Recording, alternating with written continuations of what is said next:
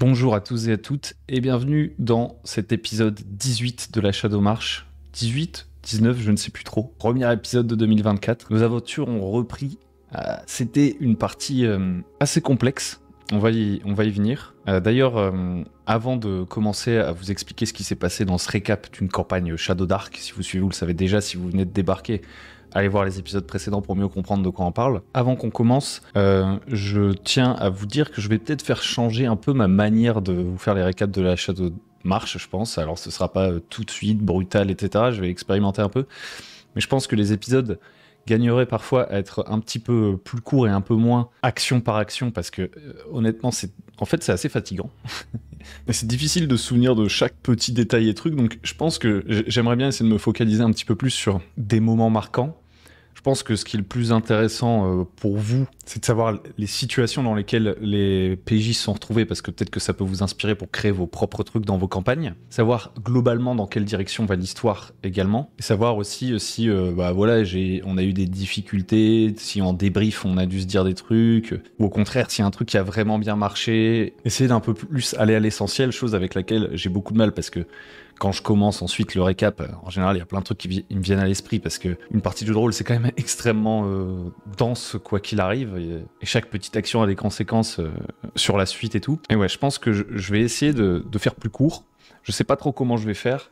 J'aimerais bien que vous me disiez, vous, ce qui vous semble essentiel dans la Shadow March. Je me doute bien que ça va pas être la même chose pour tout le monde, et qu'au final, à la fin, je vais me rendre compte qu'il y en a, eux, ils aiment suivre l'histoire. Il y en a, eux, ils aiment bien voir les petites mécaniques que j'utilise. Il y en a, ils aiment bien voir X, Y, Z, et à la fin, ça sera à moi de pondérer, mais voilà, dites-moi. Donc, j'étais un peu claqué durant cette session, et on va voir que ça a pu avoir un impact. On est parti, du coup. Avant ça, n'hésitez pas à liker, à vous abonner, avant qu'on entre véritablement dans les hostilités. Donc, on reprend là où on s'était laissé la dernière fois. Les PJ étaient arrivés à Falenar, et ils avaient affronté plus ou moins les créatures taxidermiques qui allaient les mener finalement là où se trouve Moran. On reprend pile là où on s'est arrêté, il se réveille, et le truc important à retenir, c'est que avant de partir vers l'est et découvrir l'endroit où à ce moment-là, ils présument que Moran, ils en sont pas encore certains, avant ça, ils décident d'étudier un petit peu ces créatures, et ils se rendent compte qu'elles ont une sorte de couture, un truc derrière la nuque, qui permet de les ouvrir pour les remplir de paille, vu qu'elles sont taxidermiques, mais qui permet aussi, il y a un petit orifice qui permet de les remplir de cette sorte d'huile un peu bizarre qu'ils ont marqué sur ces créatures, et qui potentiellement pourraient faire battre leur cœur artificiel fait à la fois de matière, on va dire, organique, animale et végétale. Et ils se rendent compte que voilà, ces créatures n'ont pas une autonomie infinie, parce qu'ils en avaient gardé une en vie, et à leur réveil le matin, celle-ci, c'est comme endormie, désactivée et complètement inerte. Ils décident de suivre les traces, et donc de se rendre ici. Donc quand ils arrivent là, la première chose qu'ils voient, c'est que y a une sorte de gros humanoïde qu'ils estiment être un troll, qui se dirige vers une sorte de caverne et qui suit le même chemin qu'eux. En fait, ils se font pas repérer grâce à leur jet de dés. Et ce gros humanoïde traîne un cadavre de grogne. Ce qui les mène à un donjon qui est prêt depuis un long moment. Alors, entre les séances, vous voyez, ce donjon, il est resté dans le Sandstorm, par exemple, là. Comme j'étais claqué et tout, je l'ai un petit peu simplifié, j'ai enlevé des trucs, vous voyez, qui me semblaient pas nécessairement essentiels, je les ai gribouillés. Et voilà la tronche du donjon de ce qu'ils ont exploré à la fin. Donc je remets pas tout en place, hein, comme d'habitude, c'est un peu galère de tout restituer du début. Je vais juste reprendre nos PJ qui ont commencé ici. Ils arrivent et voilà, ils voient cette colline rocheuse, ils voient qu'il y a 2 entrées potentielles, et qu'apparemment pour en faire le tour, donc Grim va checker vite fait et voir qu'il y a une autre entrée ici, et il va y avoir un long moment de discussion sur comment on doit approcher. Il y en a un, je crois que c'est Tristam, il veut toquer à la porte, parce qu'ils savent que le troll est rentré, et ils se disent, le troll, on ne sait pas qui c'est en fait, donc pourquoi on toquerait pas à la porte, on n'essaierait pas de se présenter, ce qui aurait pu être une approche. Il y en a d'autres, ils disent, il faut qu'on s'infiltre, est-ce qu'on passe par là, c'est un peu compliqué. À ce moment-là, d'ailleurs, ils ont avec eux Dalman, je vais aller chercher Dalman. Finalement, ils vont prendre la décision de s'infiltrer par ce côté-là. Donc, ils entrent dans cette pièce que je leur décris comme une sorte de caverne sombre, avec une sorte de grosse flaque noire, opaque et huileuse au centre. Et ils entendent une petite fille qui chante « Promenons-nous dans les bois pendant que le loup n'y est pas ». Le truc un peu creepy. Je leur dis que avec la lumière de leur torche, ils arrivent à voir une sorte de silhouette sur la surface du bassin. Et en gros, la petite fille, elle essaie de les attirer, elle leur dit « Je suis perdue, venez m'aider, je ne sais pas où je suis, etc. » Elle essaie de les attirer, ils captent rapidement le truc, surtout au moment où Tristam, elle lui dit « Approche, petite !» Et elle dit « Je ne peux pas !» Et en fait, ils réalisent que vraiment, elle fait partie du bassin, et donc ils se disent « Ouais, ok, c'est ultra creepy. » Déjà, ça pose l'ambiance. Ils se disent « On va juste faire le tour. » Ils comprennent pas trop ce qui se passe. Ils contournent derrière les petites formations rocheuses en forme de stalactites couvertes de mycélium, tranquillement. Et petit à petit, comme ça, alors qu'ils avancent, ils hésitent un peu à rester et ils lui ont parlé suffisamment longtemps pour qu'elle s'énerve. Et je leur dis, il y a une sorte de... Sa voix se transforme et elle fait « Ne me laissez pas, guerrière !» Et il y a une sorte de gros truc gluant qui commence à émerger. Donc là, ils se pressent d'avancer. Ils se disent, on va pas rester là, ça a l'air d'être un petit peu chaud. Et ils ont bien raison. Donc il y a quand même Grimm qui va tenter de tirer une flèche sur le truc. Ça va rien faire, elle va se décomposer dans l'acide. Donc le truc est très lent à prendre forme. Et donc ça leur laisse le temps d'entrer dans la pièce suivante, où là, alors c'est pas très représentatif, mais je leur explique que dans des alcôves, il y a plein de créatures taxidermiques en fait, qui se tiennent droites comme des piquets, qui regardent droit devant elles. Leurs pupilles ne réagissent pas à la lumière de leur torche. Elles sont comme dans une sorte de sommeil. Et il y en a partout, quoi. Il y en a toute une galerie d'alcôves, etc. Donc là, une fois de plus, c'est bien creepy. Ils se tendent un peu. Ils se disent il faut qu'on les crame et tout. Parce que si ça tombe, ils vont se réveiller après. Et leur plan, en fait, c'est plus ou moins de jeter les corps taxidermiques ici, d'y foutre le feu pour bloquer le bestiau. D'ailleurs, ils vont le faire en partie, et grâce à l'huile jetée par Églantin, en l'occurrence, ils vont réussir à bien blesser la créature qui va se replier. Je lui fais faire un jet de morale. Et auquel elle échoue, et elle se replie, elle prend de gros dégâts comme ça. Mais il décide de pas tout cramer, parce qu'il y a Dalman qui reconnaît parmi les gens, là, un certain Rorik, qui est un bûcheron de Frena, et qui devait accompagner Grash, le demi-orc, époux de Moran, la femme qu'il recherche, qui devait l'accompagner dans sa chasse, Grash qui s'est perdu en forêt. Et donc il dit non, on peut pas tous les cramer, celui-là je le connais et tout, donc c'est un peu la panique. À ce moment-là, voilà, ils savent pas trop où avancer, ils se disent que le truc pour encore les suivre, ils décident de presser le pas, ils progressent. Ils arrivent dans cette salle où je leur dis que ça continue, c'est toujours une galerie de corps, et que ici, dans la roche qui se trouve ici. Donc ça, c'est une map de Dyson Logo, un truc où vous pouvez trouver plein de maps.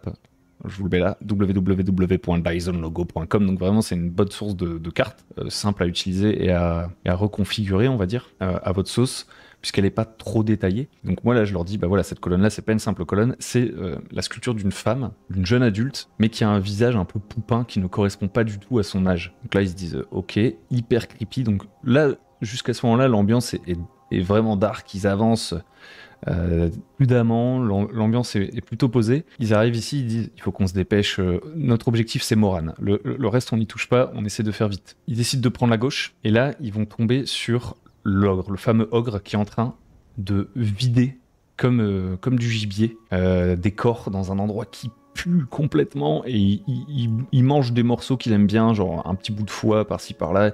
Il est en train de se régaler, il l'observe de loin sans se faire repérer, notamment parce que Grimm, grâce à un sort d'invisibilité, arrive jusqu'ici. Et là, Grimm, il déclenche littéralement les hostilités puisqu'il va tirer une flèche sur l'ogre sans vraiment se concerter avec les autres. Il aurait jamais pu one-shot l'ogre, honnêtement. Donc l'ogre va se retourner vers eux, leur foncer dessus. Ils vont le neutraliser assez efficacement, puisque directement, ils réagissent, ils font une tactique. Avec Dalman, ils tendent une corde. Ils arrivent à encorder l'ogre complètement, à force de sorts, etc. Ils le mettent assez bas en dégâts, donc l'ogre se rend, parce qu'il rate, pareil, un jet de morale, et en plus, il est complètement attaché par la corde. Le problème, c'est qu'entre-temps, l'ogre aura eu le temps de crier et de réveiller les habitants de l'endroit. Donc en fait, il devait faire une infiltration, et ça capote très très vite, parce qu'il décide d'utiliser la force. Et ils vont réveiller une partie des taxidermiques. Donc le tir de l'ami Grimm, en l'occurrence, ne sera pas sans conséquence. Donc finalement, ils décident d'éliminer l'ogre pour pas que l'ogre les gêne plus longtemps, parce que maintenant qu'ils ont sonné l'alarme, de toute façon, c'est trop tard. Donc les bidules commencent à se relever, les créatures taxidermiques, et là il y a un échec critique direct de...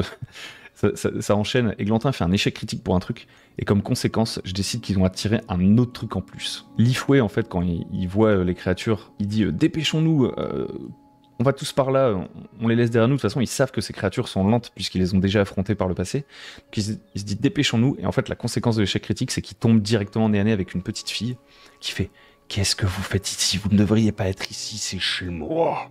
Je vais vous tuer. » Sa voix se transforme comme ça au fur et à mesure en utilisant mes super effets de voix, ouais. Et elle se transforme en une sorte de sorcière affreuse, une guenaude, grande griffe, grande gueule, long bras difforme, des dents acérées, un peu une tête de alien dans Alien, quoi, tout simplement. Et là va s'enchaîner un combat littéralement chaotique. Genre là, pour le coup, le chaos du combat, s'il n'était pas restitué, je suis pas sûr qu'on pourrait faire mieux, avec ses bons et ses mauvais côtés d'ailleurs. Donc je vais pas vous restituer tout le combat, et d'ailleurs, je pense que cet épisode va finalement être court, hein, parce que justement, c'est un combat, et donc je vais pas vous décrire tour après tour chacun des trucs qui s'est passé, et honnêtement, le combat a duré, la scène d'action globale a duré quasiment toute la partie, donc c'était vraiment une partie au bout de, je pense que le combat s'est déclenché vers 1h30 de jeu, et les 2 heures qui ont suivi, c'était de la full action. Donc ils affrontent le truc, Dalman se fait défoncer par la guenaude, il se fait arracher le visage sous leurs yeux. Un des trucs qui va être très efficace, c'est l'utilisation par Églantin de son fameux sort qu'il a obtenu, le Magic Circle, qui va lui permettre alternativement, le Magic Circle c'est un sort en fait qui empêche des créatures d'entrer et d'attaquer les gens qui sont dans le cercle, et il faut désigner un type de créature, et ça va lui permettre alternativement de gérer soit la guenaude pour l'empêcher d'approcher de ses amis, soit les créatures taxidermiques. Il va y avoir beaucoup d'échecs critiques d'ailleurs avec la magie, d'ailleurs des échecs critiques qui n'ont pas toujours des effets néfastes, ça j'étais assez surpris parce que j'avais pas encore eu autant d'échecs critiques de magie et tout, et je m'étais pas amusé à lire toutes les tables d'échecs critiques, j'avais envie de les découvrir en partie. En fait, il a eu des effets qui honnêtement étaient plutôt bénéfiques parce que par exemple à un moment ça a lancé 2 fois son sort. Ça dédoublait l'effet de son sort sur un allié proche, donc si ça avait été un sort de dégâts ça aurait été terrible, mais comme c'était un sort positif, finalement, alors peut-être que j'ai mal interprété la règle, peut-être que ça aurait dû faire un Magic Circle qui s'empêchait entre alliés de se rejoindre, faudrait que je relise exactement le sort. Mais bon là, sur le moment ça a été positif parce qu'on l'a arbitré pour rester fluide assez rapidement, comme étant des Magic Circle qui les protègent tous les deux, du coup, donc il s'est passé plein de trucs. Il y a eu des gros dégâts de prix, etc. Et en gros, il y a eu beaucoup de confusion, on y reviendra à la fin, au niveau tactique. Hein. Tristram, lui, il a dit, il faut qu'on se dépêche, on fuit. Il a commencé à fuir, tandis que les autres, ils avaient, au lieu de fuir vraiment, ils disaient toujours, je tire une flèche et je me déplace et je recule, donc une sorte de kite, de hit and run, mais pas très efficace, parce que si vous faites une action, ensuite votre déplacement c'est un petit déplacement, alors que si vous décidez délibérément de fuir, vous pouvez faire un grand déplacement. Et voilà, ils se sont fait acculer, Églantin s'est pris plein de coups, etc. À un moment donné, ils ont fini par se séparer en catastrophe. Églantin, Tristram et Lifoué partent, ils courent dans ces galeries remplies de créatures. Alors, elles sont pas toutes réveillées, il y en a qui restent un peu en stase, mais ils courent dans cette sorte de musée de l'horreur, poursuivis par les fameuses créatures, justement. Créatures qui étaient galvanisées par la sorcière, en fait. Elle leur permettait de courir beaucoup plus vite et ça les rendait beaucoup plus dangereux que la première fois qu'ils les avaient croisés dans la forêt. Donc, ils ont fui comme ça. Il y en a un qui a acheté des choses trappes pour essayer de les ralentir. Finalement, eux, ils arrivent ici. Églantin se fait complètement écraser par les trucs et tombe à 0 point de vie et manque de mourir. Et c'est que parce que Tristram arrive à dégager le corps, à le ressortir, que Lifoué va pouvoir utiliser un sort pour stabiliser Églantin. Enfin, c'était la catastrophe. On a frôlé le TPK pour simplifier. Parce que voilà, ils n'ont pas réussi. Ils ont complètement foiré leur infiltration en attaquant un monstre qui a une grosse voix, quoi. C'est un ogre, donc moi je vais pas le faire chuchoter le machin une fois qu'il s'est pris une flèche. Et derrière, d'échec critique en échec critique et de manque de coordination en manque de coordination, ils se sont retrouvés complètement acculés. Mais voilà, la scène globalement. Par contre, est-ce que en termes de survie et tout, en termes de tactique, c'était bien? Ça se discute et on en a longuement discuté d'ailleurs. Grimm, lui, ce qu'il a décidé, c'est de se séparer des autres, sans torche en plus. Donc il court dans le noir, poursuivi par la sorcière qui va le plaquer au sol à ce niveau-là. Elle va lui faire d'énormes dégâts, mais il continue à courir dans le noir, après lui avoir foutu un coup de pied. Il arrive ici, et là, vous voyez, ils n'ont pas vu, hein, parce que lui, il est dans le noir. Il bute contre un truc de chair, il a du sang qui lui coule sur le visage, il y a un autre truc, une sorte de grosse respiration, un cœur battant, il sait pas ce que c'est, ce qui est dans le noir complet. Mais en fait, c'est que parce que les autres vont crier Grimm, Grimm. D'ailleurs, ils crient pas Grimm, ils crient Moran, Moran, pour essayer de voir si Moran leur répond. Jette des dés à chaque fois pour voir si Moran les entend et leur répond. À chaque fois, c'est des échecs, donc ils l'ont pas localisé à ce moment-là. Par contre, ça permet à Grimm, justement, malgré le fait qu'il soit plongé dans le noir complet, de réussir à les retrouver. Par la même occasion, il attire la sorcière qui va se jeter sur lui, commencer à le déchiqueter. Et finalement, Tristam va pouvoir pousser les créatures taxidermiques, aller infliger d'énormes dégâts à la sorcière, qui va faire son jet de morale et fuir. Et donc, ils vont pouvoir se replier et aller se calfeutrer à l'intérieur de la pièce. Donc ils ont vraiment fait la boucle du donjon. Vous savez, un donjon, c'est toujours sympathique s'il a des boucles. Si c'est une ligne droite, c'est beaucoup moins intéressant à explorer, il y a moins d'interactivité, on a moins l'impression de faire des choix.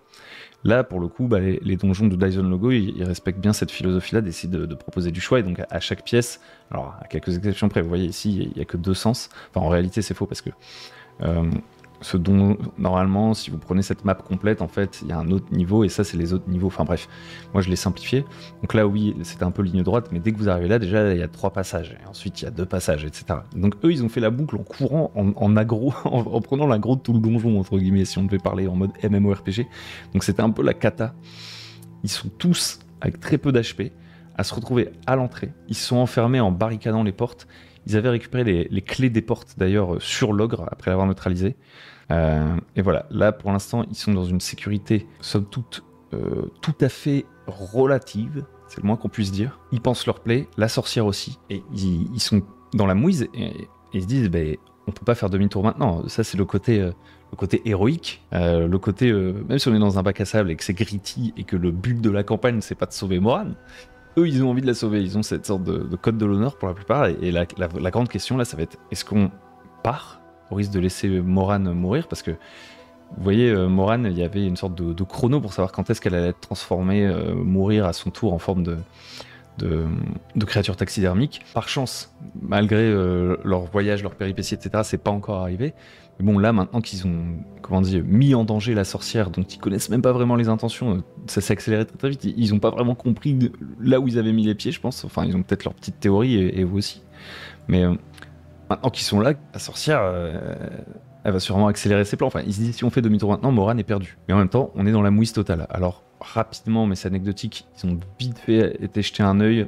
Ils ont vu qu'il y avait des corbeaux qui étaient plus ou moins endormis comme des automates. Cette fois-ci, c'est pas le corbeau géant, c'est plutôt une immense nuée de petits corbeaux endormis. Et ils se sont dit, on va juste se remettre ici, essayer de récupérer comme on peut, et on verra la fois suivante. Ils sont dans le labo de la sorcière, il y a des fioles partout, il y a des cadavres qui subissent des opérations chirurgicales pour fabriquer d'autres constructs, là, d'autres créatures artificielles. Et ils sont un peu dans la merde. Et le dernier truc, Lifoué a utilisé le corbeau d'Odin pour l'envoyer vers Moran, parce qu'il n'a pas besoin de savoir où est la personne à qui il envoie le corbeau, il a juste besoin de savoir son nom. Il envoie le corbeau d'Odin pour contacter Moran et lui dire, Moran, si tu es dans l'antre de la sorcière, crie, nous sommes là pour te sauver. Elle a crié, venez m'aider! Et ça vient du nord. Et la sorcière, en entendant ça, a répondu en faisant envahir toute son antre avec sa voix, en disant, je comprends pourquoi vous êtes ici, mais désormais, vous voulez sauver la fille. Venez la chercher, je vous attends. Est-ce que j'oublie quelque chose? Ouais, il y a quand même un petit truc, c'est qu'ils ont claqué plein de corruption pour s'en sortir. Tristam, là, il est au stade 2 de la corruption et maintenant il a une marque physique de corruption sur lui. Et pour l'instant, ils savent pas comment s'en débarrasser. Alors, moi, j'ai pensé à la corruption non pas vraiment comme une punition mécanique. Au contraire, c'est un moyen de venir chercher beaucoup de relance. Donc, c'est vraiment un truc à l'avantage des PJ, on va dire, mécaniquement parlant, pour gérer les situations. En fait, c'est plus un truc narratif qui va leur poser des problèmes dans l'univers plus que les amener à la mort, etc. Sauf s'ils poussent vraiment ultra loin. Mais voilà, ça aura sûrement un impact par la suite. Et voilà grosso modo pour cette séance. Donc c'est court. En termes d'histoire, vous voyez, il n'y a pas eu énormément d'avancées. L'exploration s'est faite de manière très rapide et ça a très vite dégénéré. Ensuite, c'était scène d'action sur scène d'action, course-poursuite, machin qui tombe, ils se séparent. Globalement, le combat, tout le monde, il me semble, en tout cas tous ceux qui ont exprimé leur opinion, ont dit qu'ils avaient trouvé ça très cool comme combat, même si ça avait duré longtemps, parce qu'il y avait plein d'actions différentes, d'enjeux, de trucs, on utilise l'environnement, plein de sorts différents utilisés, plein de trucs. Par contre, globalement, à la sortie de cette séance, ce qu'on s'est dit, mon cocard, il est quand même bien résorbé, là, c'est bien ça. Excusez-moi. Ce qu'on s'est dit globalement à la sortie de cette séance, par contre, c'est que à force de s'être habitué à jouer ensemble, etc., il y a un côté un petit peu plus décontracté qui est très bien. Genre, on s'entend bien, on discute entre les parties et tout, c'est cool. Par contre, maintenant qu'on se connaît bien, il y a moins de structure, de respect peut-être du temps de parole et d'efficacité dans la communication d'une certaine manière. Puisque des fois, quand vous jouez avec des gens que vous connaissez pas, alors des fois ça se passe mal dès le début, hein, mais souvent quand vous jouez avec des gens que vous connaissez pas, tout le monde est un peu plus en train d'essayer un peu plus pas timide mais prudent sur le fait de prendre la parole, d'interrompre, etc. etc. Et en fait, à force d'avancer, il y a des dynamiques dans le groupe, des gens qui parlent plus, des gens qui parlent moins, et aussi honnêtement, moi j'observe, et notamment le joueur de Grimm qui est un peu plus débutant, un peu plus ce truc il a moins souvent l'opportunité d'agir, et en général, du coup, quand il agit un peu impulsivement. Là où d'autres, leur dynamique, ça va plutôt être de beaucoup être dans le contradictoire, faire des plans ensemble et ça s'étend, etc. Et ça s'est particulièrement exprimé durant cette partie. C'est-à-dire qu'on a eu des moments un petit peu de flottement, de prise de décision tactique qui n'étaient pas assez efficaces. Dans l'exploration, ils sont passés à côté de certains trucs, ils déclenchaient malgré eux des trucs, alors que s'ils y étaient allés un peu plus progressivement, ça se serait peut-être mieux passé. Donc ils ont eu vraiment déjà une réflexion tactique ensemble, ça c'était vachement intéressant, avant même de réfléchir, on va dire, sur la répartition de la parole en soi, pour le confort de jeu et le plaisir de tout le monde. Il y a eu vraiment ce truc de « les gars, faut vraiment qu'on s'améliore tactiquement, là c'était n'importe quoi le combat », et effectivement leurs actions n'étaient pas du tout coordonnées, c'était un carnage, donc ils ont un peu discuté de ça, de comment ils pourraient faire, donc ça c'était cool. Puis ensuite, alors il y en a qui sont allés se coucher au fur et à mesure, mais tout le monde est resté discuter, et au bout d'un moment on n'était plus que 3. Et on discutait vraiment sur ce côté, il y a peut-être quand même à revenir mettre un petit peu de structure finalement dans la répartition de la parole. Parce que moi j'ai pour habitude de faire des tours de table. Et là, comme il y a une sorte de fluidité qui se mettait en place, je le faisais plus. Et en fait, là ce soir, on a perdu la fluidité carrément, je pense. Et en plus, ça m'a encore plus permis de remarquer, et je pense que tout le monde était assez d'accord, qu'il y avait un déséquilibre, pas tellement dans la prise de décision en soi, parce que c'est pas grave. S'il y en a un, il a des bonnes idées et que tout le monde s'aligne derrière, etc., on n'est pas obligé de dire on va faire ce que tu veux, puisque tu veux, chacun notre tour, etc. Non, il y a des moments où l'équipe doit prendre une décision ensemble et il y a une idée qui est la bonne. Et s'il s'avère qu'il y en a un qui est un meilleur tacticien que les autres à certains moments, c'est tout. Enfin voilà quoi. Si tout le monde est ok, mais il y a on va dire plus un problème qui n'a rien de catastrophique, mais juste de temps de parole. Et en fait, je pense que moi, j'avais pris pas mal de recul en les laissant prendre un peu une sorte d'autonomie de gestion de groupe. Et je pense que c'est quand même plus simple quand c'est le MJ qui de temps en temps vient trancher, vient distribuer la parole, vient réimposer un tour de table, vient réimposer le truc. Ce que je fais la plupart du temps, que j'avais arrêté de faire, et je pense que je vais y revenir un peu plus, animer la partie d'une certaine manière. Dire, ok, vous êtes devant ce donjon, c'est quoi votre approche globalement déjà? Est-ce alors les idées ne viennent pas que de moi, hein. Quand je dis ça, on dirait que c'est moi qui ai tout inventé, mais non, c'est le résultat du débrief.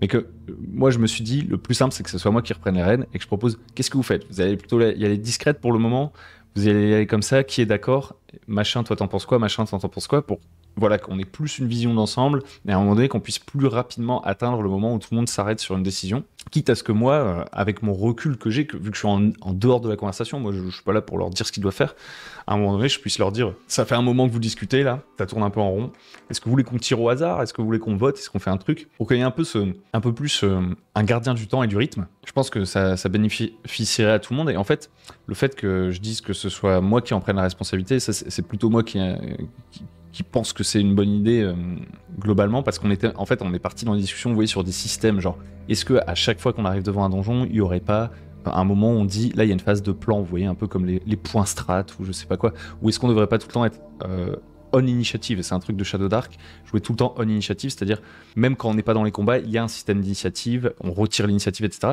Et moi je suis en mode, je pense que si on structure trop, ça va nous saouler.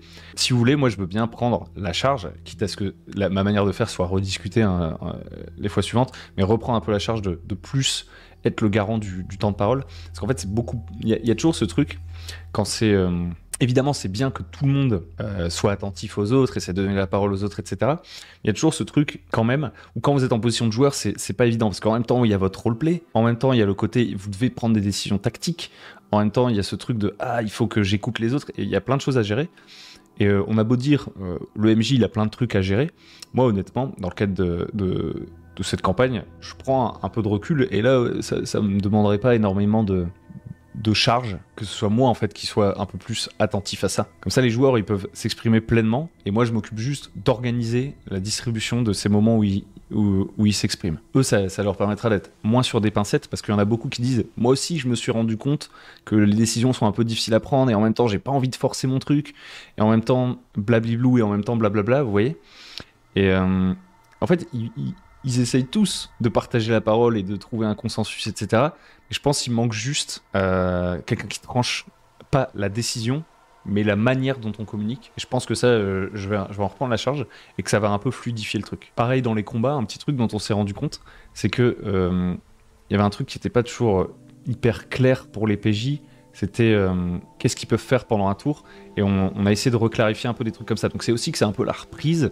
C'est aussi que ça faisait longtemps qu'on n'avait pas fait un donjon dans la campagne, et c'est quand même une autre manière de jouer le moment où on arrive dans le donjon. Il y a beaucoup plus de décisions tactiques décisives qui s'enchaînent par rapport à on est exposé à une situation, puis à un long voyage et on a une autre. Vous voyez, quand le temps passe comme ça, il y a un peu plus une sorte de décorrélation des enjeux de chaque scène. Là, il y avait plein de décisions à prendre et tout, donc c'était un peu un bourbier. Et pareil, ça faisait longtemps qu'on n'avait pas fait un combat plus tactique.